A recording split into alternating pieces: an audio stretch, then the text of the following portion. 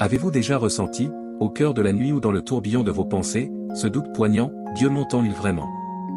Voit-il mes larmes muettes, mes prières murmurées au bord du désespoir?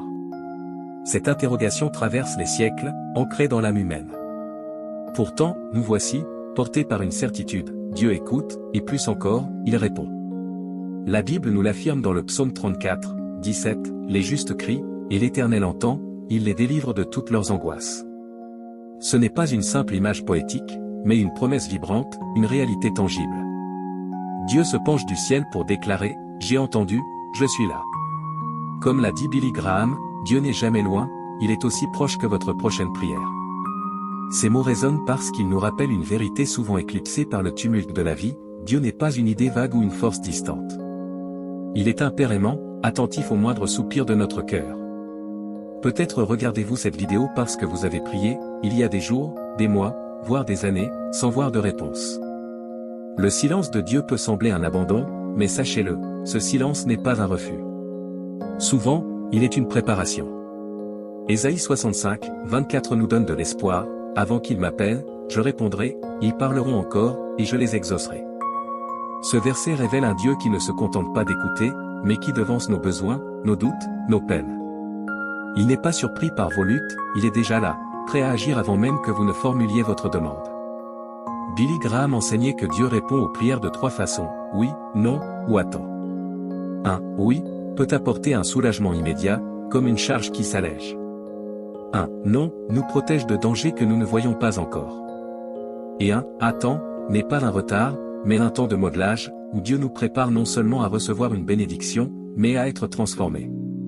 Sa réponse n'est pas toujours audible, mais elle est toujours réelle, une paix inexplicable dans la tempête, une parole qui touche au plus profond, une porte fermée qui, plus tard, se révèle être une délivrance. Dieu est un Père qui répond, même si nous ne le percevons pas tout de suite. Aujourd'hui, si vous criez vers lui, il entend et plus encore, il agit. Il n'est pas un spectateur indifférent, mais un Dieu qui se lève pour ceux qui le cherchent. Quand il dit, « J'ai entendu ton appel et je viens y répondre », ce n'est pas une simple consolation, c'est une vérité divine. C'est l'essence de la relation intime et personnelle qu'il veut tisser avec nous, une relation où chaque réponse transforme. Pensons à Anne, la mère de Samuel. Pendant des années, elle a versé son cœur au temple, brisée par son incapacité à avoir un enfant. 1 Samuel 1h10 dit, dans l'amertume de son âme, elle pria l'Éternel et pleura abondamment. Sa prière n'était pas formelle, c'était un cri déchirant. Et Dieu a entendu. Au moment parfait, il lui a donné non seulement un fils, mais un prophète, un don qui a marqué des générations. Tel est notre Dieu, il entend et répond avec un dessein. Billy Graham a prêché, vous priez peut-être depuis longtemps sans voir de résultat. Ne baissez pas les bras. Dieu vous a entendu dès la première fois et travaille en coulisses. Cette foi défie le désespoir, car elle repose non sur ce que nous voyons, mais sur la fidélité de celui qui promet de répondre. Nous attendons parfois la réponse de Dieu comme une livraison, impatients et frustrés. Mais ces réponses surprennent, une rencontre inattendue, un message qui semble écrit pour nous, un obstacle qui se révèle être un miracle déguisé. Rappelez-vous Bartimée, l'aveugle de Jéricho, criant, « Jésus, fils de David, aie pitié de moi. » Marc 10h47. La foule lui ordonnait de se taire, mais il criait plus fort. Et Jésus s'est arrêté. Le Fils de Dieu a marqué une pause pour un seul cri, guérissant et restaurant. Voilà notre Sauveur, intentionnel, jamais en retard, toujours attentif. Il voit la larme avant qu'elle ne coule, entend la pensée avant qu'elle ne devienne mot, et répond, même si ce n'est pas comme nous l'attendions. Souvent, nous voulons que Dieu change nos circonstances, mais lui choisit de nous changer d'abord. Sa réponse nous fortifie, nous prépare, nous apprend à dépendre de lui. Votre cri met le ciel en mouvement. Même quand tout semble sans issue, Dieu agit déjà. Il y a une puissance dans cette vérité, nos prières ne s'évanouissent pas dans le vide, elles atteignent un Dieu qui écoute. Le psaume 18h6 le décrit avec force, dans ma détresse, j'ai invoqué l'Éternel, j'ai crié vers mon Dieu, de son palais, il a entendu ma voix. David dépeint un Dieu qui ébranle les cieux, comme si l'univers répondait au cri d'un enfant. Billy Graham appelait la prière la force la plus puissante à notre portée, plus forte que toute arme ou stratégie, car elle relie l'humain au divin. Mais pourquoi ressentons-nous parfois que Dieu reste silencieux? Souvent, c'est une question d'interprétation. Dieu n'est pas un serviteur exécutant nos désirs, mais un père répondant avec sagesse. Dans Jean 11, Marthe et Marie envoient un message à Jésus, « Seigneur, celui que tu aimes est malade », Jean 11h03. Jésus attend, et Lazare meurt. On dirait un silence. Mais quand il arrive, il ne se contente pas de guérir, il ressuscite Lazare. Les réponses de Dieu ne sont pas toujours rapides, mais elles dépassent nos attentes. Sa réponse ne vise pas seulement à soulager la douleur, mais à faire grandir Christ en nous. Combien de fois demandons-nous un chemin plus facile, et Dieu nous donne la force de marcher sur le difficile? Sa présence guérit plus que le changement des circonstances. Hébreux 4h16 nous invite à nous approcher du trône de la grâce pour recevoir miséricorde et trouver grâce dans nos besoins. C'est le miracle, la présence de Dieu dans notre faiblesse. Jésus n'a jamais ignoré un cri. Les évangiles montrent qu'il s'arrêtait pour chaque appel, même dans la foule, comme pour la femme qui toucha son vêtement par la foi, Luc 8h45. Son geste silencieux a attiré son attention. Aujourd'hui, votre espoir vacillant, votre « Seigneur, s'il te plaît » n'atteint.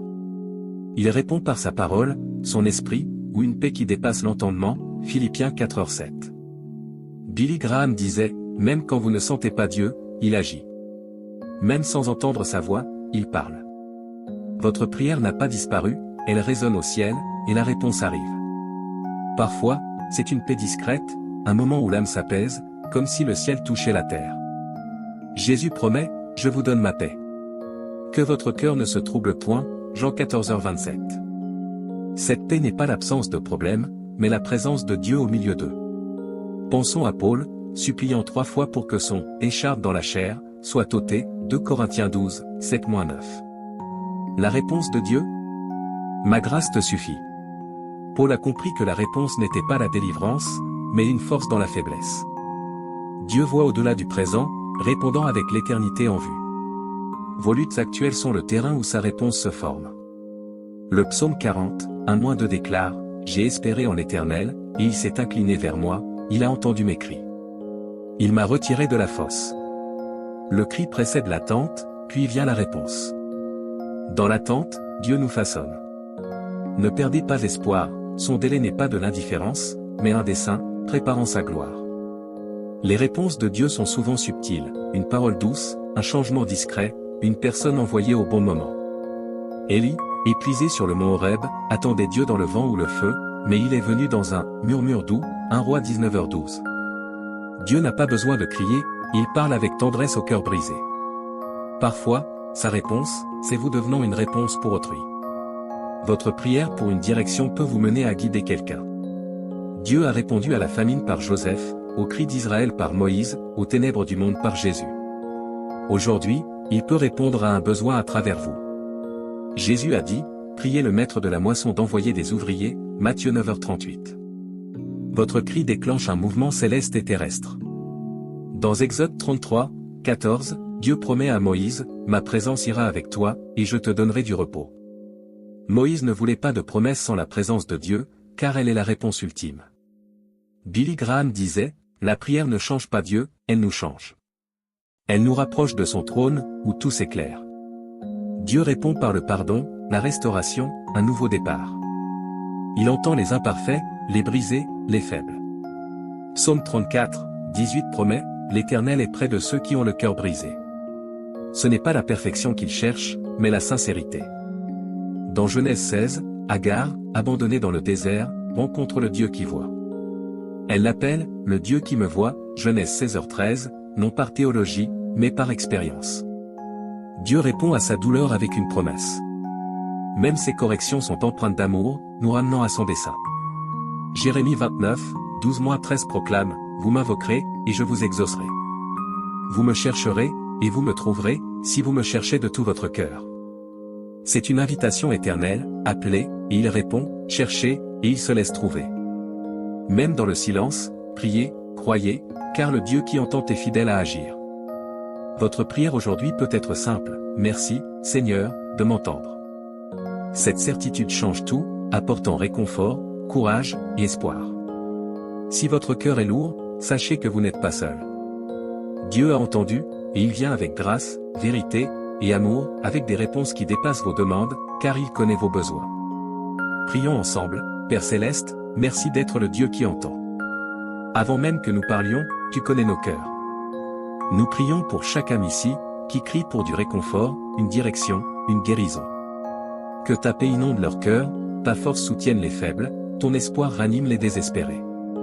Touche les familles, guéris les malades, guide les égarés. Agis par ton esprit, Seigneur, et réponds par ta présence. Au nom de Jésus, Amen. Si vous avez prié avec nous, écrivez « Amen » dans les commentaires et partagez les noms de ceux qui ont besoin de prière. Nous prierons pour eux, confiants que Dieu agit déjà.